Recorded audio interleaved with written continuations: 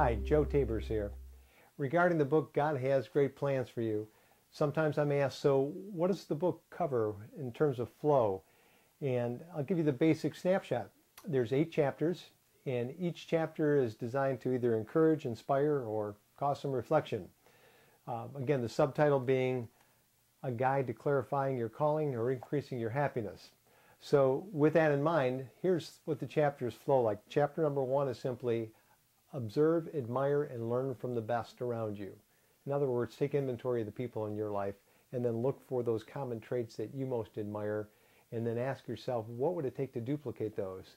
I tell a story in there about myself going through that process and the breakthrough that it made for me at a young age of 17.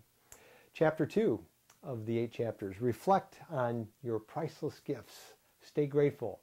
Gratitude's been proven to be one of the greatest tools there are for changing your mood and your tone. So gratitude and a way to go through that in a systematic way, that's covered in chapter 2.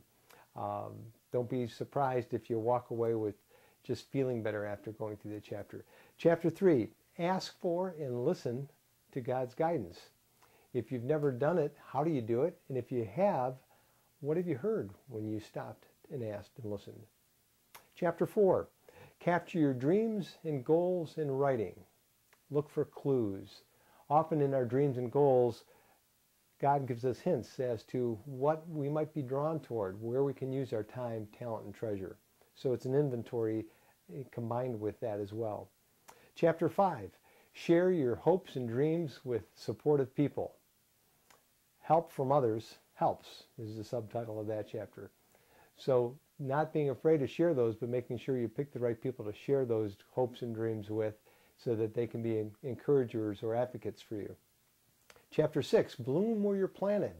You don't have to go around or go on a mission trip to make a difference in the world. Right now, right where you are, take a look around and see where you can make the biggest difference. Several tips and ideas in that chapter on how to do that. Chapter 7, practice patience and persistence.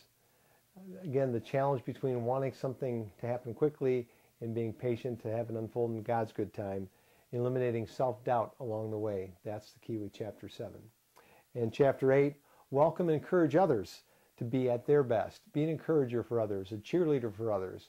When you encourage others, you feel better for 2 reasons. Number 1, you're glad you took the time to do it. And number 2, they're glad that you took the time to share some encouragement for them in their lives as well. So if you're looking for, again, an easy-to-read book, a gift for yourself or for someone else special in your life, 17 to 27 ideal, but not necessarily limited to that. That's the target audience, though.